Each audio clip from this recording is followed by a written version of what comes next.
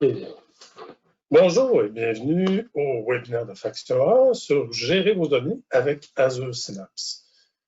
Merci beaucoup de votre participation ce matin d'été indien et en cette journée du coquelicot également.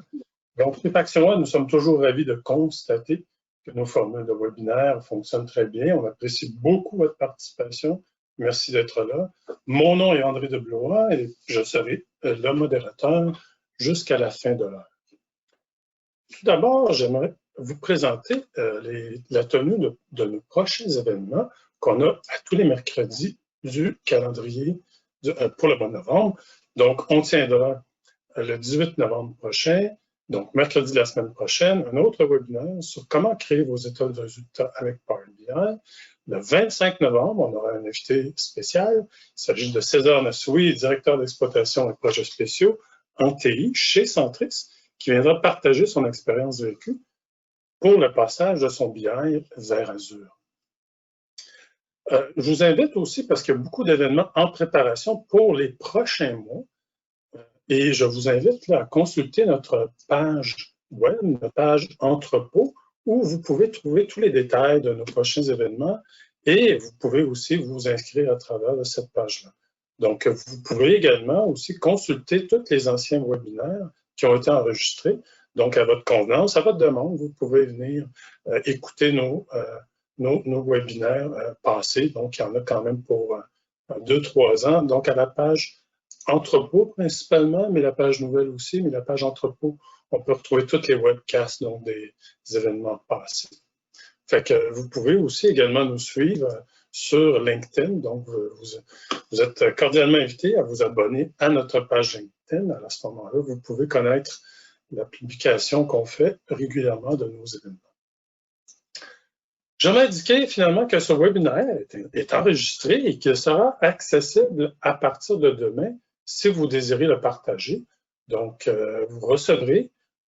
Vous avez aussi également accès à la présentation, donc le deck de slides qu'on va présenter aujourd'hui. Donc, aussitôt que le webinaire sera terminé, on pourra vous envoyer les slides et on nous enverra donc un courriel pour l'accès à l'enregistrement qui sera probablement demain, pas aujourd'hui, et un autre courriel qui sera vraiment la présentation, donc dans le courant de la journée. Aujourd'hui, vous recevrez ces courriels-là. Le webinaire d'aujourd'hui se veut interactif, donc il est possible de poser des questions tout simplement par clavardage. Il y a une possibilité d'écrire vos questions pendant le webinaire, donc dans la fenêtre questions là, qui est prévue à cet effet. Donc, habituellement, on aime répondre aux questions pendant le webinaire. On prend quelques questions pendant le webinaire. Mais aujourd'hui, le contenu est assez quand même intense. Il y a beaucoup de contenu. Alors, on va garder les questions principalement pour la fin, avec le temps qui nous restera. Si on ne répond pas aux questions pendant le webinaire, on va répondre à vos questions après le webinaire, donc de façon individuelle. Et on aura aussi Eric qui va orchestrer toutes les questions que vous pouvez nous demander pendant le webinaire. Juste peut-être un petit mot sur qui est Faction A rapidement. Donc, Faction A, c'est une escouade d'élite professionnelle spécialisée dans les analytiques et pouvant intervenir dans toutes les activités de mise en place de solutions analytiques modernes. On est spécialisé dans la planification, l'architecture Azure, la modélisation de données, le développement des composantes d'ingestion de données pour le design et la construction de tableaux de bord avec Power BI. Faction est spécialisée sur les technologies de Microsoft, dont la plateforme d'analytique et décisionnelle toujours aussi dominante. On est aussi spécialisé sur la Power Platform, donc notamment pour le développement d'applications avec Power Apps. Donc, nous effectuons également des migrations vers les technologies Microsoft et l'info nuagique Azure.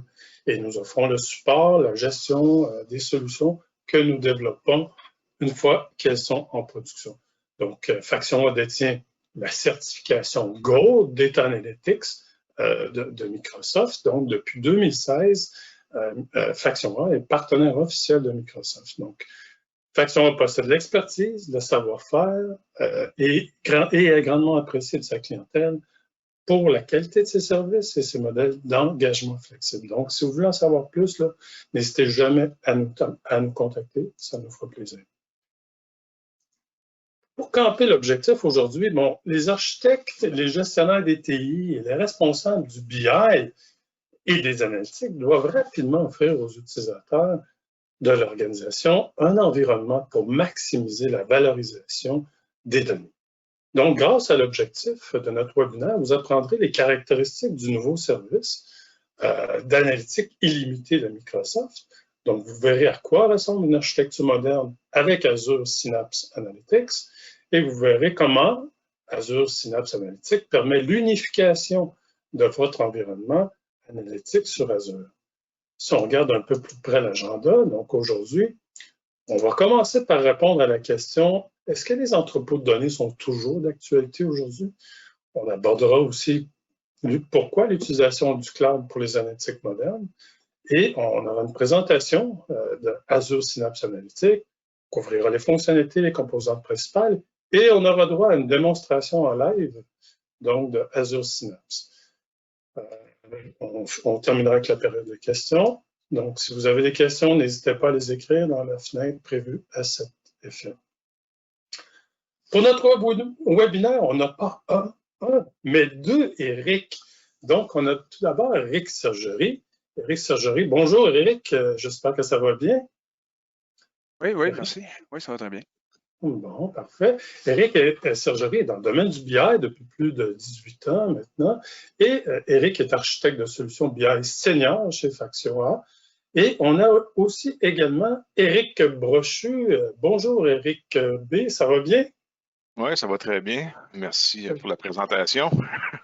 Donc, Éric est dans le domaine du BI depuis plus de 20 ans. Éric est responsable des services professionnels chez Faction 1. Et tous les deux, Éric, donc, sont impliqués activement dans la définition et la mise en place des architectures modernes basées sur les services Azure de Microsoft que nous déployons pour nos clients. Donc, merci à vous deux d'être là aujourd'hui. Je voulais juste informer les gens, là, je vais m'occuper de gérer les questions. Fait que si je suis capable d'y répondre au fur et à mesure, je vais le faire. Là. Si je deviens débordé, bien, on répondra par la suite. OK. Bon, juste avant de commencer avec le matériel qu'on va vous présenter, j'aimerais juste faire un petit sondage. Vous savez, je pose tout le temps un petit sondage pendant le webinaire en tant que tel. Alors, ça nous permet, là, à main levée virtuelle, donc, si vous pouvez répondre au sondage, ça nous permet d'un peu plus connaître et de connaître aussi les participants qui sont là. Donc, vous pourrez vous comparer aussi par les participants du groupe. Donc, je vais partager les réponses. Donc, si vous pouvez juste comme prendre un petit clic pour répondre, avez-vous déjà utilisé Azure SQL Data Warehouse? Sachez que vous devez répondre quand votre écran n'est pas en mode plein écran. Alors, si vous ratissez votre écran pour être capable de répondre, je vois quand même qu'il y a beaucoup déjà des gens qui ont répondu à plus qu'à 70%. Fait que je vais vous laisser encore quelques secondes, puis je pourrai partager les résultats de notre sondage, puis vous verrez aussi, vous pourrez vous comparer là-dedans. Donc, OK, plus que 85%. Donc, à ce moment-ci, je vais fermer le sondage, puis je vais pouvoir présenter les résultats du sondage. Donc, share the results. Fait que là, si vous voyez, donc, 54% ne connaissent pas vraiment Azure SQL Data Warehouse, mais je suis un peu familier avec Azure. Donc, un peu familier avec Azure SQL Data Warehouse. 46% non, et je ne connais pas, donc c'est une bonne place pour venir découvrir. Et oui, je connais bien Azure SQL Data Warehouse. OK. Parfait. Ça fait que ça nous donne aussi une bonne idée de qui est là. Donc, merci d'avoir participé, de vous être prêté au jeu. C'est très apprécié. Sur ça, je vais juste comme fermer le sondage et avancer dans la présentation. Bon. Aujourd'hui, le matériel que vous allez voir, c'est du matériel qui provient de Microsoft, qui n'est pas encore disponible en français, mais c'est du matériel, c'est un sous-ensemble, en fait, du matériel qui est utilisé pour les laboratoires que Microsoft organise, qui sont Synapse INED. On a tenu un Synapse INED au mois d'août dernier, donc je pense que c'était le premier qui avait, du moins pour Microsoft Canada au Québec, en tout cas. Et donc, on a utilisé un sous-ensemble de ce matériel-là que vous allez voir aujourd'hui.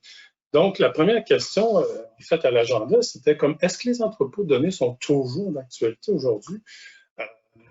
En fait, ça fait partie du premier sujet que j'aimerais aborder, l'entrepôt de données, les organisations par rapport aux données, puis le nuage. Fait que, à la question, est-ce que les entrepôts de données sont toujours d'actualité?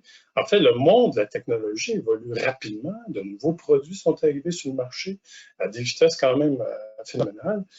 Il existe de plus en plus de façons sophistiquées de gérer et exploiter la quantité et la variété de données toujours croissantes des données. Donc, mais une chose qui demeure toujours dans ces multiples changements au cours des dernières années, ce sont les entrepôts de données, qui sont toujours aussi pertinents qu'ils étaient il y a une trentaine d'années. Alors, l'entrepôt de données est aujourd'hui toujours justifié parce qu'elle s'est modernisée grandement en tirant principalement avantage de l'élasticité du nuage pour le stockage, pour les fonctionnalités de sécurité du nuage aussi et ses capacités de traitement augmentées, je dirais.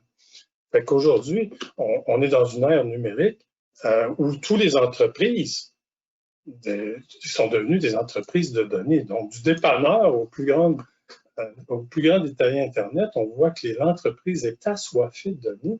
Donc, une entreprise aujourd'hui qui ne gère pas ou ne gouverne pas ces données ou ne sécurise pas ces données, en fait, ne survivra tout simplement pas dans la nouvelle économie. Fait que c'est une chose de gérer les données, mais c'est une autre chose de prendre des décisions et d'exploiter la mine des données qui sont maintenant disponibles. Et c'est là que le BI et les analytiques entrent en jeu. Car avoir les données sans les exploiter, c'est carrément insuffisant. Donc, les analyses de type diagnostic, c'est bon, comme les tableaux de bord ou les rapports, donc c'est quand même relativement important, mais il devient de plus en plus évident que les entreprises veulent faire beaucoup plus des analyses plus poussées, plus complexes et pour obtenir des insights encore meilleurs, plus rapidement et encore plus automatisés, je dirais. Donc, la science de données, on l'a vu, a grandi énormément dans toutes les entreprises.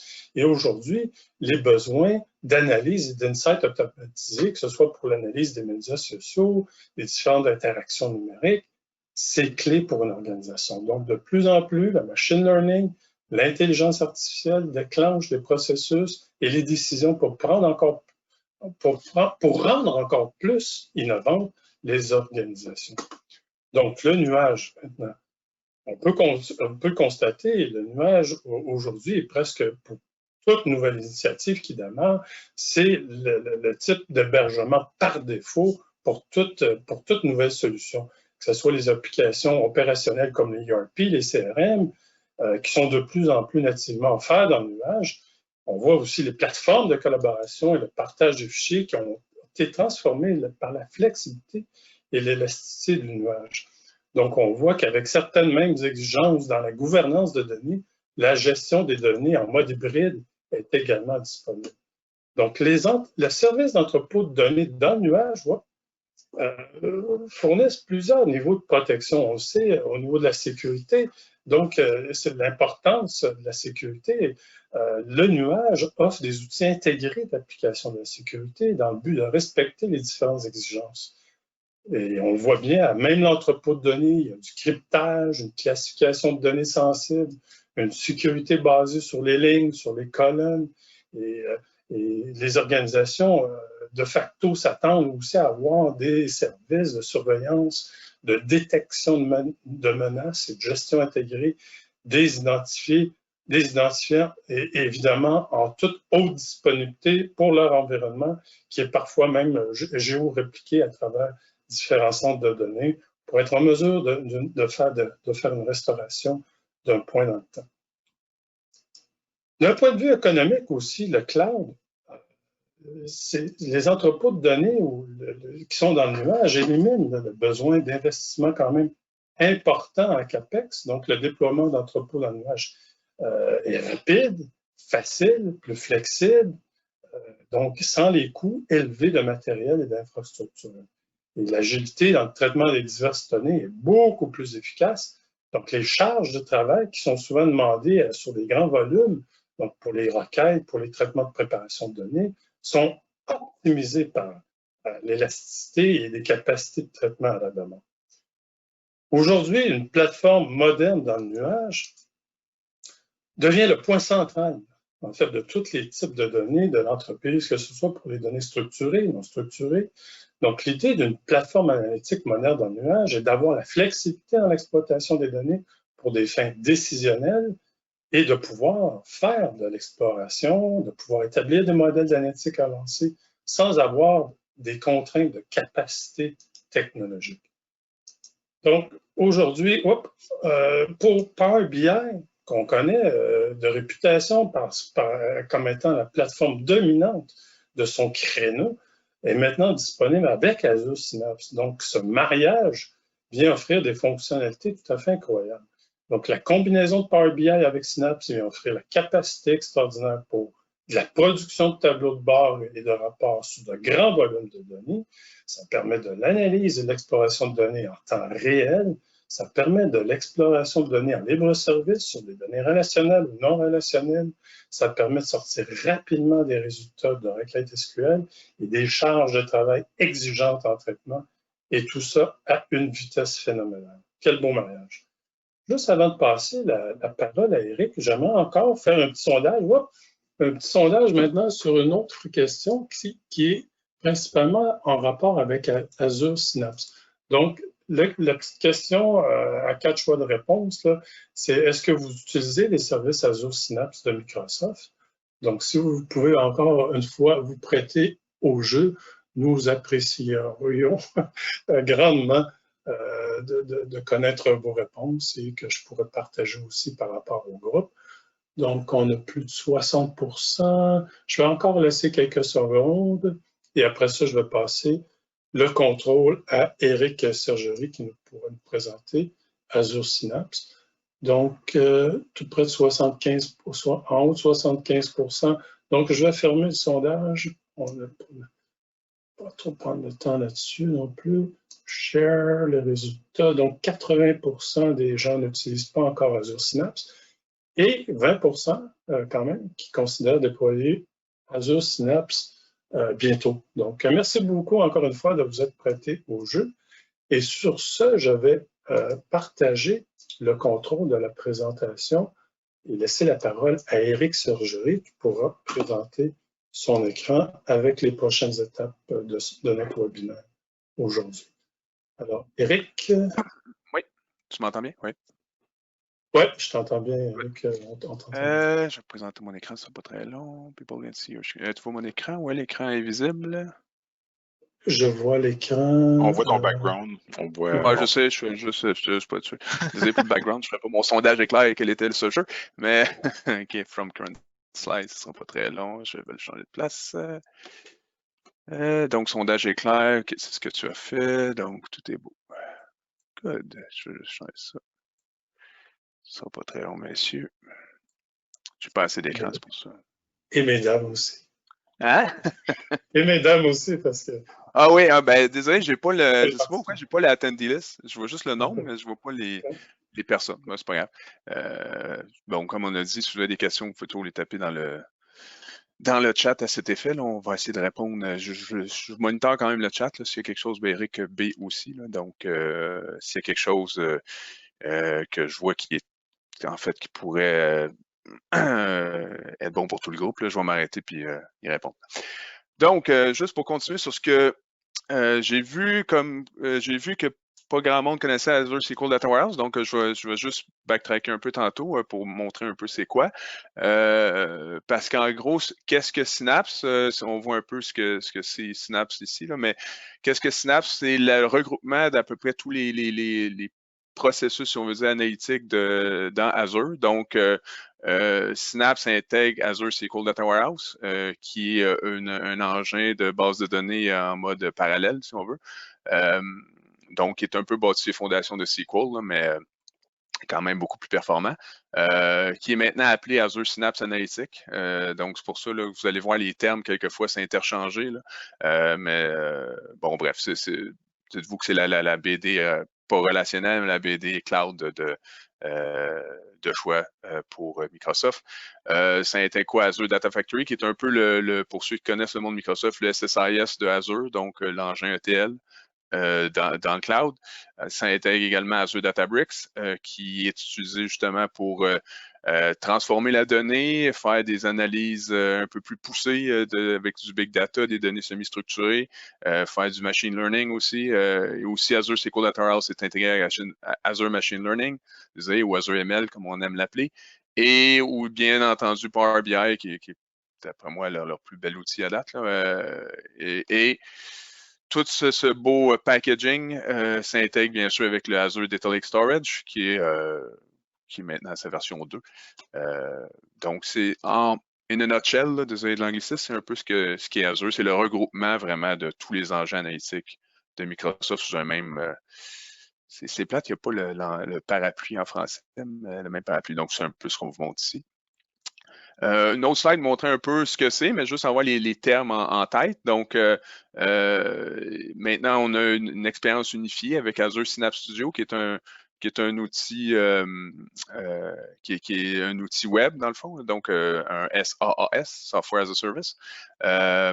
De cet engin, on peut vraiment maintenant gérer absolument tout. Donc, pour ceux qui connaissent le portail Azure, on pourra avoir un administrateur de Azure Synapse qui n'a pas accès au portail du tout. Donc, vraiment, maintenant, il y a une séparation entre les deux. Donc, c'est là qu'on gère l'intégration, le management, le monitoring, la sécurité. Et aussi, à Synapse, ajoute maintenant le runtime Spark, qui est Databricks, et le runtime SQL. Vous allez le voir, on peut le faire maintenant en demand avec du serverless ou du provision avec l'ancien SQL Data Warehouse, si on veut, qui s'appelle maintenant un nouveau nom. Et bien sûr, on peut ingérer toutes sortes de données, que ce soit du streaming, du software as a service, cloud, on-prem, name it. Donc, ici, c'est un peu la même chose. Là, c'est un peu, en fait, c'est une slide qui fait juste résumer un peu les mêmes composantes qu'il y a dans Synapse SQL, dans Azure Synapse. Désolé, même moi, je m'y perds un peu dans les termes des fois. La seule chose que vous allez avoir de plus, c'est le Synapse Pipeline. Pour ceux qui connaissent Azure, c'est Data Factory, en gros. Donc, Data Factory, qu'est-ce que Data Factory? Ben, c'est ça. C'est comme je disais au début, c'est le SSIS d'Azure.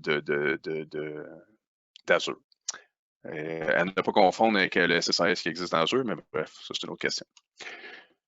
Quels sont les exemples de cas, un peu, avec Azure Synapse Analytics? Ben, comme disait André, c'est le Modern Data Warehousing. Donc, qu'est-ce qu'on veut faire avec ça? On veut analyser les données qui viennent de plusieurs sources de formats différents, mais quand même les gérer dans un format structuré. Donc, on a toujours besoin, je sais que présentement, on n'arrête pas de parler du big data, du non structuré, semi-structuré, tout ça, mais il y a toujours une demande pour la donnée structurée. Je veux dire, que ce soit des données financières, des données de vente, ça, il va toujours avoir un besoin pour ça. C'est pas vrai que tout va être tout le temps en streaming puis avec des données non structurées. De toute façon, pour donner du sens à votre donnée, vous allez toujours devoir la structurer à un moment donné, de toute façon. Qu'est-ce qu'on veut faire aussi? Des analytiques avancées. Donc, par exemple, pour détecter de la fraude,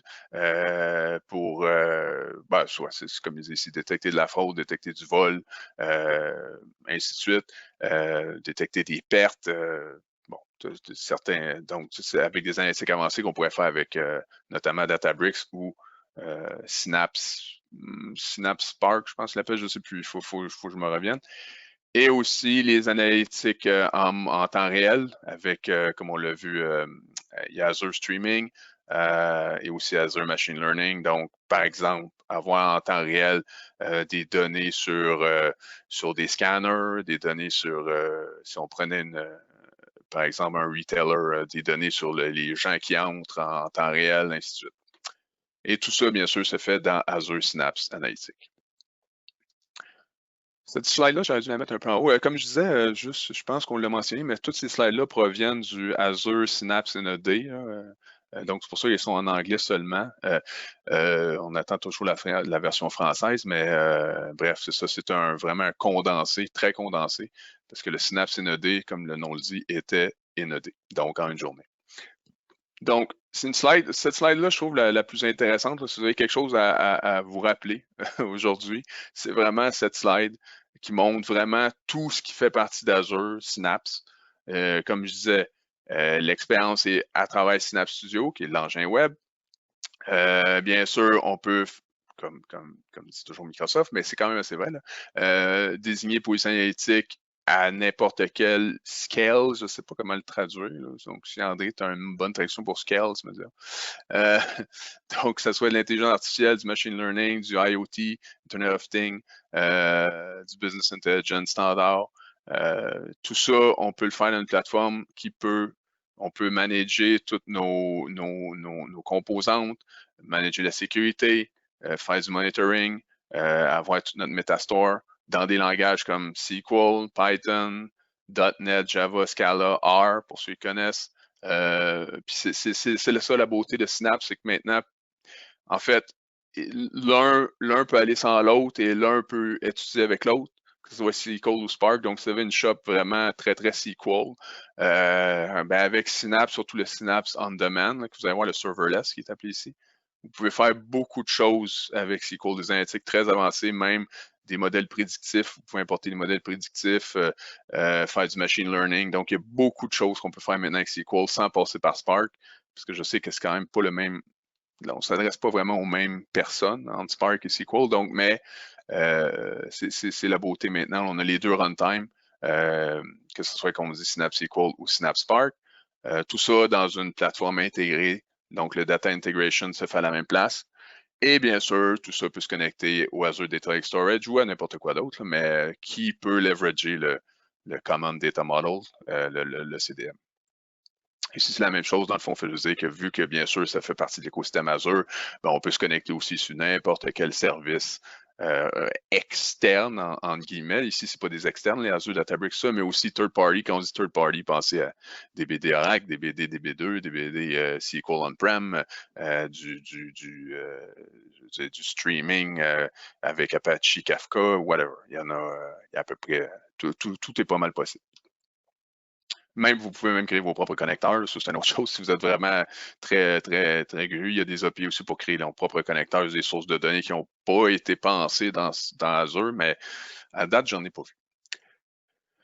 Ouais, ben ça, je voulais juste le mettre parce que c'était dans leur Synapse, bien sûr, juste pour moi. C'était un peu les résultats des tests qui ont. C'était qui Gigahome, je pense, qui avait fait leur test à savoir est-ce qu'ils sont plus rapides que les autres, moins chers que les autres. Bien sûr, Azure va vous dire qu'on est les moins chers, les meilleurs, mais bon, bref. Il y en a à prendre et à laisser, mais quand même, on voit ici que Copilot, surtout à Google BigQuery, c'est quelquefois, mais bref, on voit que ce n'est pas. C'est de loin le plus cher, c'est de loin un des plus performants, Synapse. Donc, comme je disais, je vais faire un petit backtrack sur SQL Data Warehouse. Je vais juste présenter les composantes que je pense les plus importantes de Synapse. Et après, je vais passer à la démo parce que je ne veux pas que vous me lâchiez. Donc, qu'est-ce qu'on appelle maintenant Synapse SQL? Eh bien, c'est comme on le dit, c'est un Data Warehouse. C'est un Data Warehouse en parallèle. Donc, qu'est-ce que ça veut dire? Ça veut dire que votre engin de base de données est sur plusieurs serveurs. Donc, votre donnée est répliquée sur plusieurs serveurs. Donc, quand on fait une requête, bien sûr, ça peut aller jusqu'à 60 nodes, donc ils sont 60 serveurs. On ne parle pas de CPU, on parle vraiment d'un serveur, puis je ne me rappelle plus c'est quoi les specs des serveurs, mais bref, anyway, de toute façon, elles changent comme au vent, là, mais donc, quand à chaque fois que vous lancez une requête, ça lance 60 requêtes en parallèle sur 60 fois votre même donnée, au maximum. Donc, c'est pour ça qu'on dit qu'on peut empower more users et more queries, ce que je disais aussi. Bien sûr, en SQL Data Warehouse, la concurrence est limitée à 128, mais quand on parle de 128, c'est des slots de concurrence. Et n'oubliez pas que c'est des slots en même temps. Donc, c'est pas je sais, la 129e ne tombe pas dans le vide, là, elle est juste en queue, mais en fait, j'ai rarement vu la concurrence être une limite ici, mais bref. On peut aussi faire du workload isolation. Donc, par exemple, et désolé des fois mes termes anglais, mais j'ai de la misère à les traduire live. Comme par exemple, allouer 60% du salaire au groupe de vente au minimum, sachant que c'est le groupe le plus important, par exemple, dans votre groupe, et allouer le reste au marketing. Et ici, là, ce que ça ferait, par exemple, c'est que les ventes pourraient être allouées le le data warehouse au complet. Mais c'est toutes des choses qu'on peut, pour éviter justement qu'un groupe en écrase un autre, en tout cas, tout est possible là-dedans, donc du scale-in.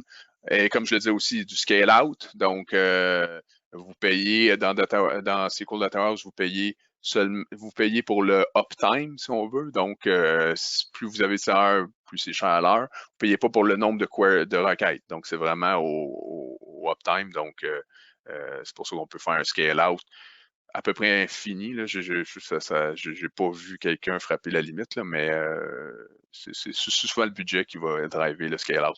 En vrai.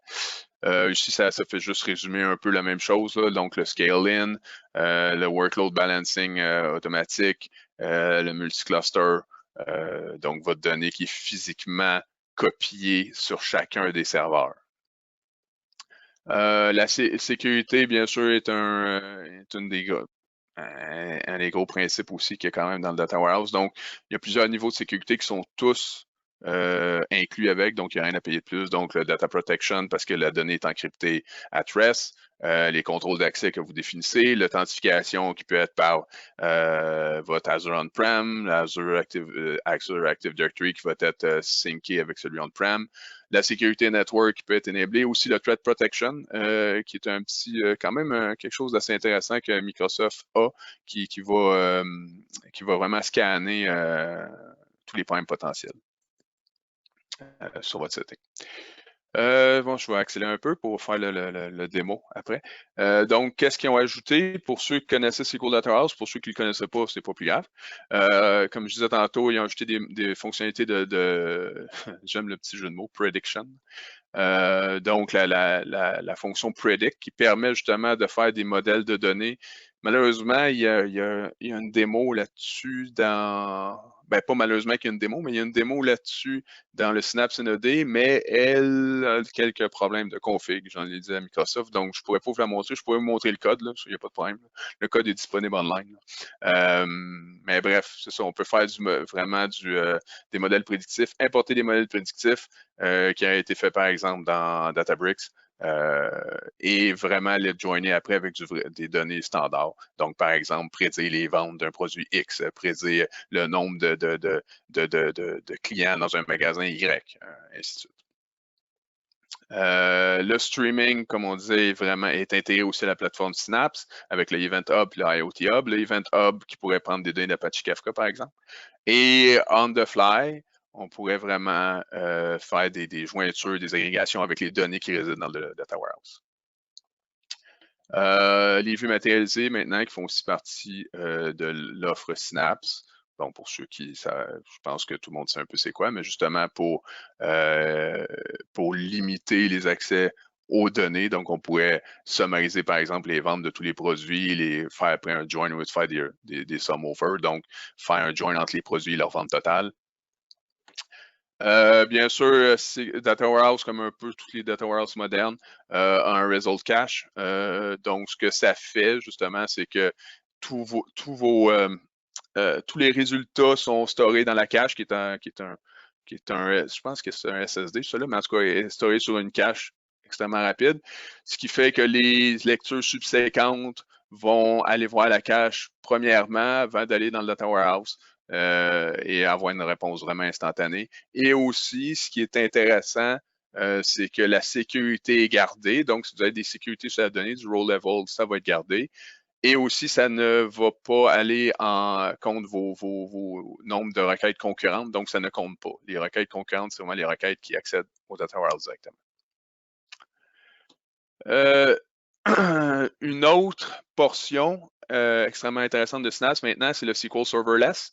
Donc, vraiment utiliser l'engin SQL sans le provisionner, donc sans partir, si on veut, un serveur Data Warehouse.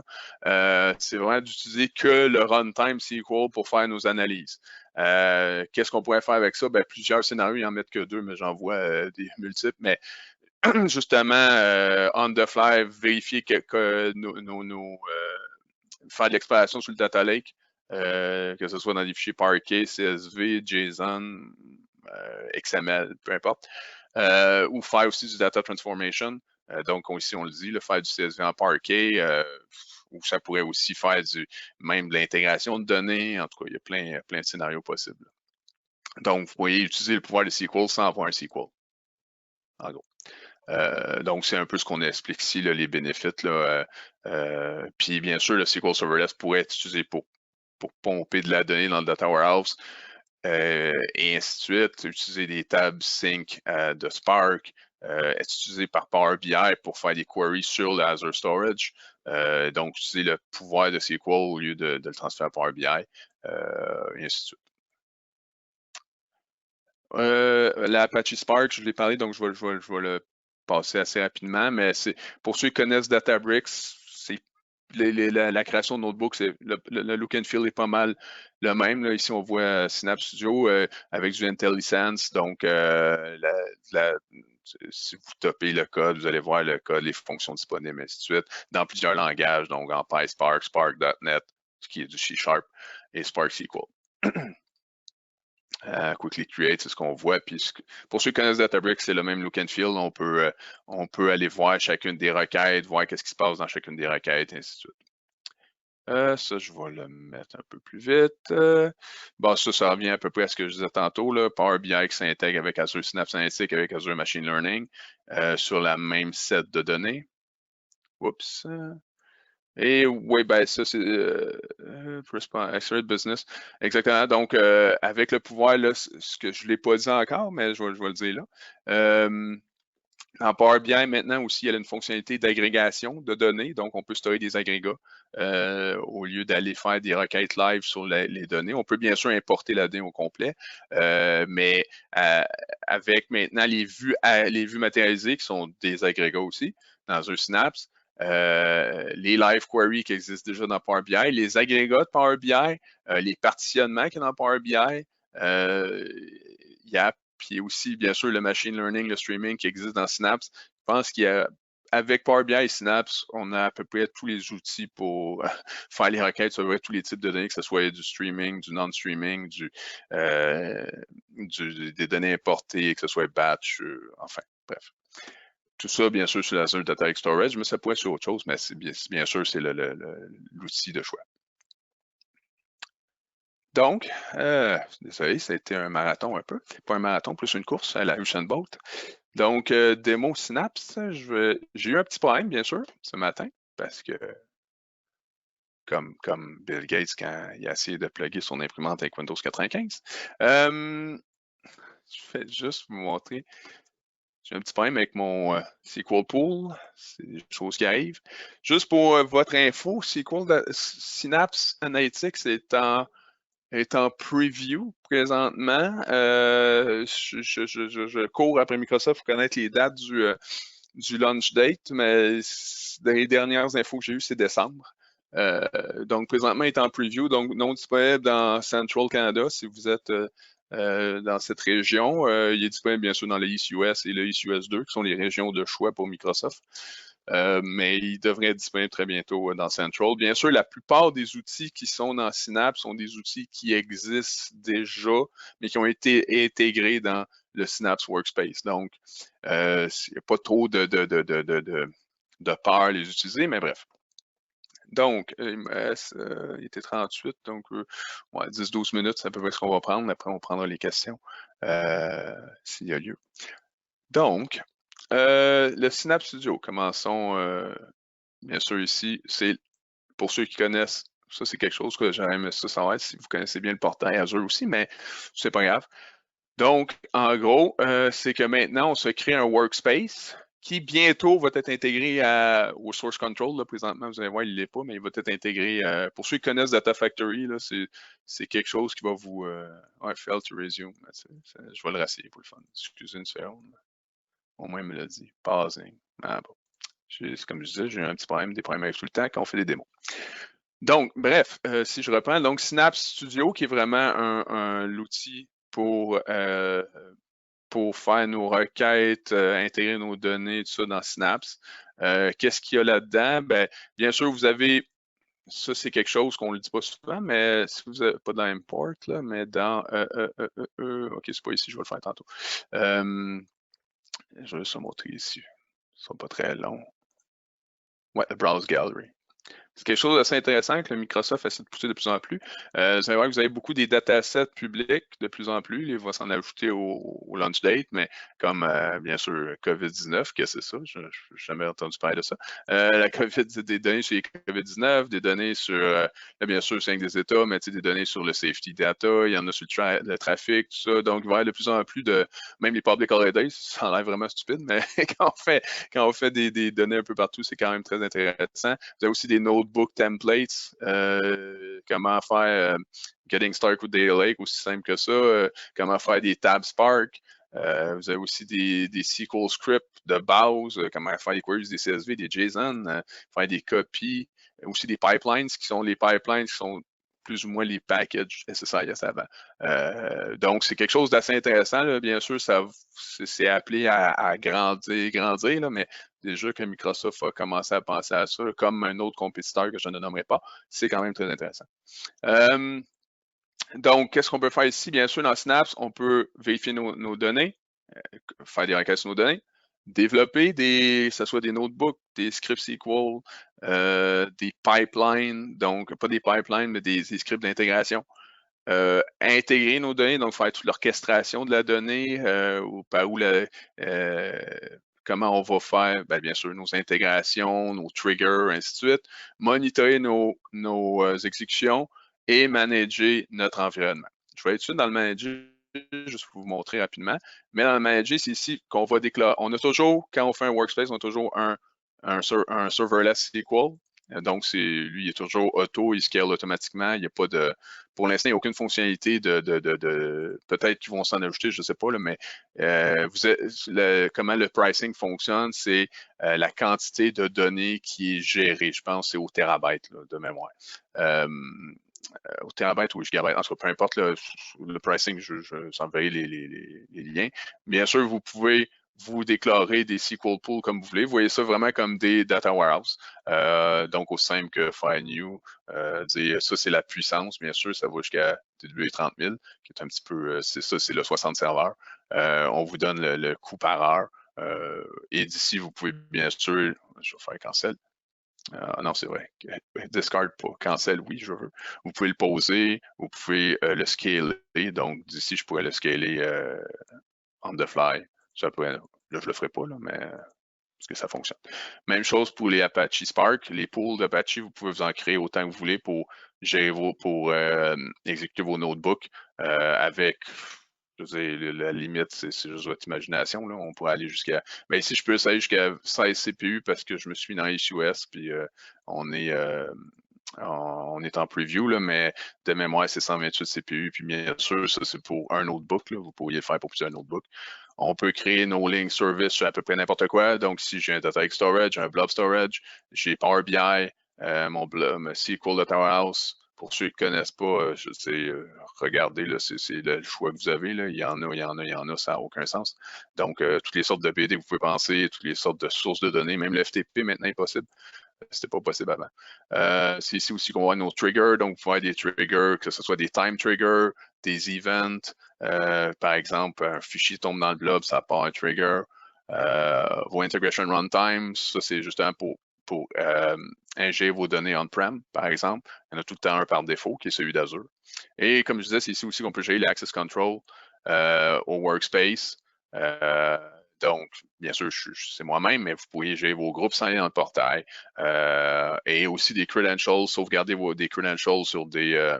ce qui va remplacer un peu Azure Key Vault, là, pour ceux qui connaissent ça. Là, mais, donc, vous pourriez sauver des credentials sur des BD, par exemple, si vous avez des SQL Authentication sur des BD.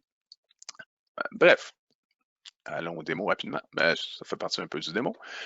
Donc, dans le data, qu'est-ce qu'on a? On a toutes les lignes service, donc ça va un peu remplacer SSMS, pour ceux qui connaissent. Là. Ici, moi, j'ai une erreur parce que j'essaie de corriger mon problème de ce matin et ça ne fonctionne jamais. Donc, par exemple, ici, j'ai mon Data Lake qui devrait me répondre incessamment. Et ça ici, ça remplace Azure Data Lake Storage. Je fais toujours un peu les liens là, pour pas que vous pensiez que Synapse, si vous connaissiez un peu déjà Azure, là, que c'est carrément quelque chose de nouveau à apprendre. Là. Je veux dire, ils ont rebrandé plusieurs choses. Oui, il y a plusieurs nouveautés qui sont extrêmement intéressantes, mais bref, c'est quand même, vous ne serez pas perdu. Là. Azure Data Lake Storage, c'est un peu la même chose. Donc, on pourrait être un nouveau fichier Parquet. Par exemple, je peux aller en Q1, là, ici, vous allez voir que j'ai des parquets pour chaque jour. Directement d'ici, je pourrais me faire un nouveau notebook pour puis le loader, par exemple, dans un data frame. OK, je pourrais, là, je ne le partirai pas parce qu'il fallait que je warm up mon cluster, ce que je n'ai pas fait. Je l'ai fait dans un autre, là, je l'ai fait ici.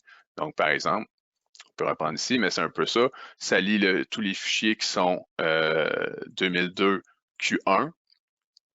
Je vais le laisser rouler. Ça, c'est quelque chose à ne pas oublier, de faire des warm-up de cluster, ce qui est toujours le problème avec Azure Databricks. Je vais juste revenir. Donc, c'est ça. À partir d'ici, on pourrait également faire un SQL script, faire un select up 100, par exemple. Donc, vous voyez la commande comme ça, Open Row Set, qui est sur le built-in. Donc, utiliser l'engin SQL à la place de l'engin Databricks pour carrément lire les fichiers. On pourrait même faire des inserts directement dans des tables qui sont dans mon provision. OK? Comme ici, on voit. Donc, ici, je pourrais choisir, par exemple, Provision. Vous voyez ici, le look and feel, c'est pas mal du SSMS. Hein. Il y a aussi le Query Plan qui va, il n'est pas encore GA, mais ça s'en vient aussi. Donc, vous pouvez faire les Query Plan là-dessus. Ici, bien sûr, je pourrais juste visualiser ma donnée et la mettre en, sans aller dans un outil externe. Là, je pourrais faire des charts dessus juste pour visualiser ma donnée, pour savoir qu'est-ce que je vais faire avec. OK?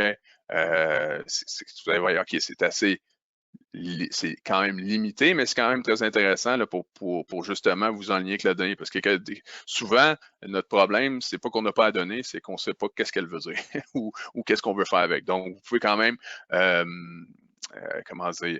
forer dans votre donnée assez rapidement en utilisant un engin qui est déjà prédéfini. Vous n'avez rien à définir. Vous créez un workspace, ça prend carrément 1 seconde. 2 minutes en vrai, là, mais ça prend 2 minutes de créer un workspace. Vous avez un built-in. Vous joignez sur votre data lake et that's it. Vous pouvez en 2-3 minutes explorer votre donnée puis déjà avoir une idée d'où on s'en va avec cette donnée-là. Et bien sûr, ici, je pourrais faire, on voit c'est du T-SQL, là, fait que je pourrais faire des joins sur plusieurs fichiers. Là, si j'avais un fichier, par exemple, de customer, un fichier de magasin, et ainsi de suite. OK? Dans le workspace, bien sûr, on a les databases.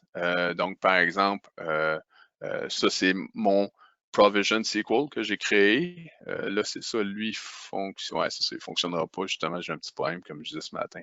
C'est ce qui est plate, là, mais essayez d'imaginer, vous allez avoir le même look and feel que dans SSMS, dans le fond, donc pas besoin d'SSMS. Le SQL on Demand, bien sûr, ne peut pas avoir de table, mais il peut avoir des vues, il peut avoir des tables externes qui sont des liens sur d'autres données. Là, j'en ai pas ici, mais vous comprenez le principe. Et bien sûr, dans Spark, j'en ai pas créé, mais il pourrait aussi également avoir des tables Spark qui pourraient être interrogées par SQL on Demand. Vraiment désolé que ça ne fonctionne pas, le faire que je vois avec Microsoft, parce que ça, en fait, SQL Lateral, c'est très fiable, mais c'est la deuxième fois que ça m'arrive en 5 ans. Puis bien sûr, il fallait que ça arrive là, que mon Spark, mon cluster SQL ne start pas. Et ce qui est assez quand même rigolo, c'est que j'en ai parti 2 autres après pour tester et ça fonctionne très bien. Mais là, bien sûr, je n'ai pas eu le temps de copier ma donnée. Désolé. Donc, ça, c'est ce que je voulais vous montrer ici. Il y avait dessus. Oui, bien sûr. Le Spark Pool, un peu la même chose. C'est exactement la même commande, mais en utilisant Spark. Donc, bien sûr, je pourrais créer un notebook pour ceux qui connaissent un peu plus Spark. Ici, je suis en Python, mais je pourrais le changer en C#, comme on a fait ici. C'est lequel? C'est lui, hein? Non, ouais. Donc, si vous voyez, vous pouvez faire le même notebook. Ce notebook, qu'est-ce qu'il fait? Dans le fond, il va lire tout ce qui est FACSL Q4 en CSV. Si on voit, là, je l'ai déjà exécuté là, pour sauver du temps. Vous voyez le temps que ça a pris, c'est tout marqué. Donc, ici, on fait juste voir un petit show, juste pour un peu la donnée, qu'est-ce qu'elle a l'air. Et se connecter, alors, regardez pas mon mot de passe, se connecter sur SQL Data Warehouse et créer la table directement. Donc, on va faire un mode send. Dans le fond, le sales qui est la table qui a été déclarée ici. Là. Donc, le sales, qu'est-ce que le sales? Ben, c'est le fichier, tous les fichiers CSV dans 2012 Q4 et on va les loader directement dans SQL Data House dans une table qui va s'appeler, la table, elle s'appelle oui, ici, WStaging Sales C#. Bien sûr que j'aurais pu vous montrer, mais là, j'ai un petit problème avec. Donc, c'est ça, on peut utiliser C# aussi si vous êtes meilleur en C#. On peut le faire, ça, c'est exactement le même qui est avec Scala. Donc, oui, c'est exact, c'est juste que tout est différent. Ici, on n'a pas besoin en C#, on n'a pas le choix, mais avec Scala, on peut utiliser les connection strings qu'on a définis. Donc, dans le fond, on donne au workspace accès à la BD parce que le workspace devient un usager dans Azure. Donc, vous pouvez donner accès à toutes les ressources Azure à ce workspace. Donc, vous n'avez pas besoin de credentials à échanger. Donc, c'est un peu comment on peut le gérer. Et dernière chose que je veux vous montrer, et désolé si ça va vite, comme on dit, on a beaucoup trop de, de contenu. Aussi dans le develop, ce qui est vraiment maintenant intéressant, c'est que tous vos scripts SQL, tous vos notebooks, vos data flows, qui sont un peu les packages de SSIS, si on veut, sont maintenant, en fait, non, c'est les data, c'est carrément les data flows SSIS, sont tous à la même place et sont sauvegardés dans le workspace. Donc, je peux créer un SQL script, l'appeler Toto, peu importe. Ici, je pourrais le sauver, je vais dans les propriétés, je l'appelle MySQL script, as always. OK. Présentement, il y a juste l'outil Publish All. Là. Bientôt, il va y avoir le Save, là. Un peu comme dans Data Factory, parce qu'il n'y a pas encore d'intégration avec Git, mais elle s'en vient. Les notebooks, mes data flows, donc un peu pour ceux qui ne connaissent pas Dataflow, ben c'est ça, c'est un engin GUI pour intégrer les données. Donc, par exemple, au lieu d'utiliser, par exemple, des notebooks ou du SQL Script, je peux le faire en GUI, donc un fichier. Si ça prend un fichier, ça filtre sur certains codes postaux, ça sélecte la donnée de dim customer, de ma table, fait un join sur les deux, un inner join, et envoie la donnée dans ADLS et dans mon SQL Data Warehouse. Donc, c'est vraiment simple, c'est juste pour vous montrer. Puis c'est aussi simple que ici, vous voyez, là, j'ai les pivots, unpivot, flatten.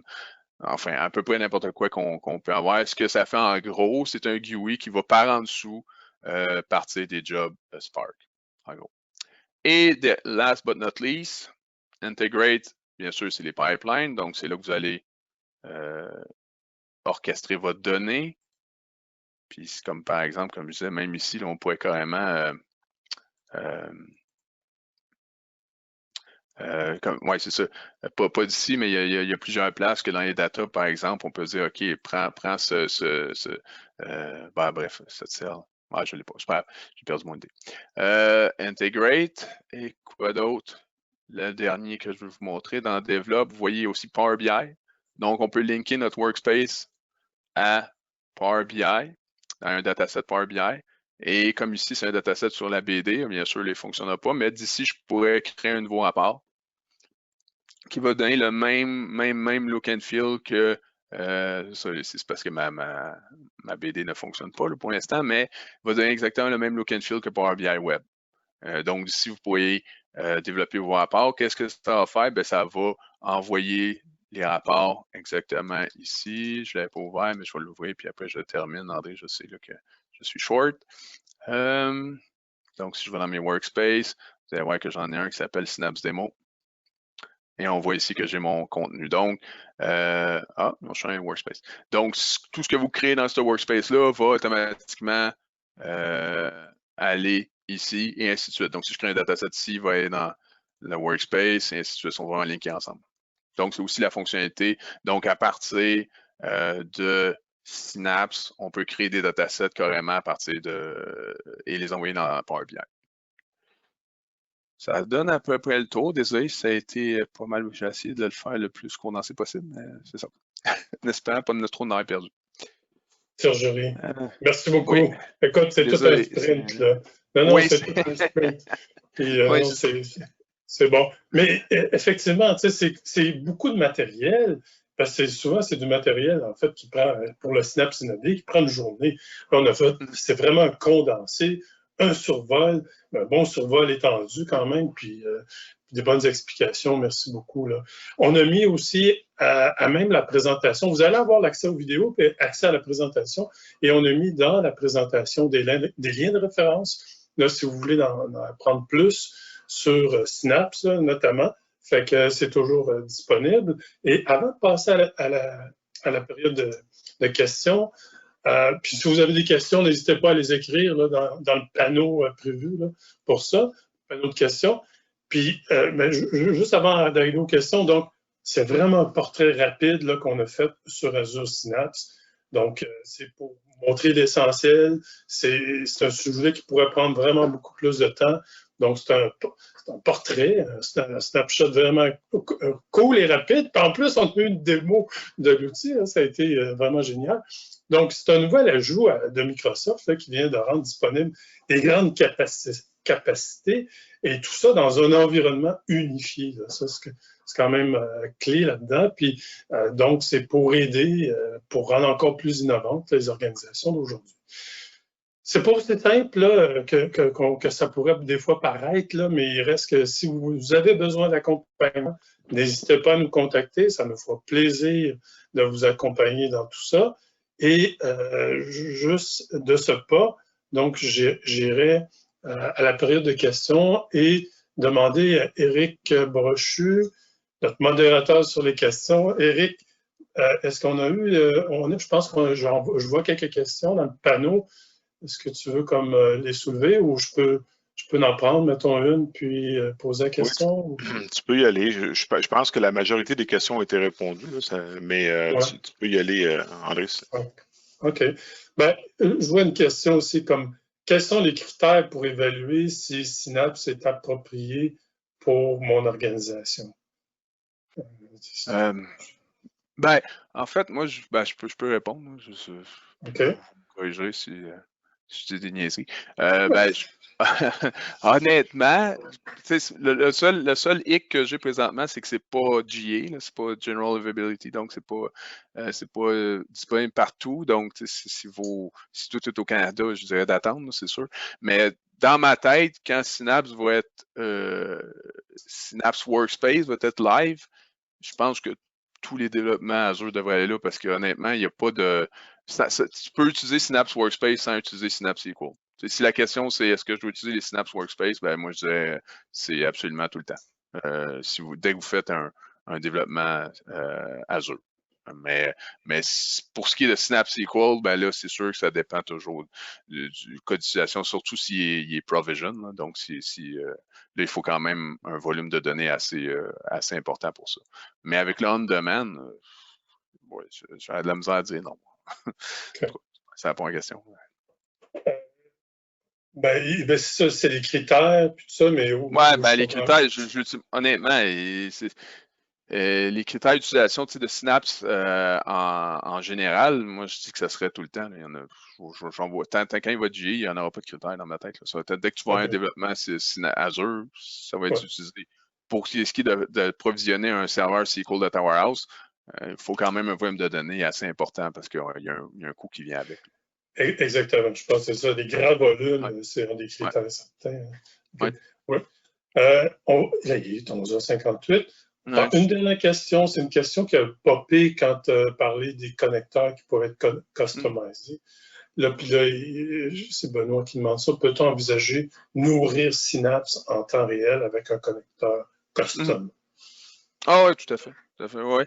Je disais, tu peux prendre le event, puis désolé de tutoyer, mais on peut prendre le Event Hub de Azure, puis on pourrait se créer un connecteur directement, là, un API directement. Ça, je ne l'ai pas fait, là. Je sais que ça se fait. Ça c'est sûr. Okay. Sinon, utiliser Apache Kafka aussi pour se connecter à partir de ça, mais oui, absolument. Bon. OK. Pour toutes les questions qu'on n'a pas répondues pendant puis une contrainte de temps, on va répondre là, individuellement après le webinaire. Donc, merci à tous ceux et celles qui ont posé des questions. Merci beaucoup de votre participation. Puis juste à la fin, j'aimerais comme vous envoyer encore un petit sondage à la fin pour comprendre votre niveau. Est-ce que le webinaire... J'espère juste que la dernière réponse n'arrivera pas. Là. Mais excusez, là, je suis en train de changer le vote, là, désolé, je me sens comme quelqu'un aux États. Est-ce que ce webinaire vous a été utile?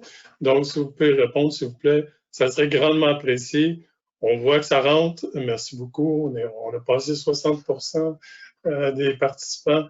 N'hésitez pas, je vais le laisser encore un peu ouvert. Donc, merci beaucoup de vous prêter au jeu puis ce court sondage. Votre opinion est très importante et compte beaucoup pour nous. Donc, vous allez recevoir un courriel avec un lien donnant accès à la présentation. L'enregistrement du webinaire sera possiblement accessible à partir de demain ou après-demain. Donc, si vous désirez le partager ou le réécouter. Si vous avez des questions supplémentaires, je vous invite à nous contacter en utilisant les coordonnées incluses dans le courriel de suivi qui vous sera acheminé. Donc, ceci conclut notre webinaire aujourd'hui. Un gros merci pour votre participation et surtout, faites attention à votre santé et à celle de vos proches, évidemment. Merci encore. Bonne journée à tous et toutes. À bientôt.